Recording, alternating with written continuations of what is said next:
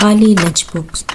ایک چھوٹا سا بچہ ایان تقریباً 6 سال کا خاموشی سے میز پر بیٹھا ہے۔ وہ اپنی ماں کو جلدی جلدی اسکول بیگ تیار کرتے ہوئے دیکھ رہا ہے۔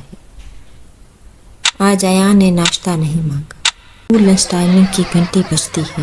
بچے ہنستے ہوئے اپنے لنچ باکس کھولتے ہیں۔ ایان خاموشی سے ایک کونے میں بیٹھ جاتا ہے۔ اسے پہلے ہی پتا تھا اس کے لنچ باکس میں کیا ہے۔ ایان لنچ باکس کھولتا ہے، وہ خالی ہے۔ وہ اندر دیکھتا ہے اور اسے ظاہر کرتا ہے جیسے کچھ کھا رہا ہو۔ وہ ایک دوست کو دیکھ کر ہلکا مسکراتا ہے۔ وہ نہیں چاہتا تھا کہ کوئی اس پر ترس کھائے۔ دوپہر کو اسکول کے بعد اکیلا واپس آتے ہوئے ایان سڑک پر ایک کنکر کو ٹھوکر مارتا ہے۔ آسمان کی طرف دیکھتا ہے۔ اسے معلوم تھا ماں نے کوشش کی تھی اور یہ بھی کہ کل رات روئی تھی۔ وہ خاموشی سے گھر میں داخل ہوتا ہے۔ ماں ایک کمزور سی مسکراہٹ کے ساتھ اسے خوش آمدید کہتی ہے۔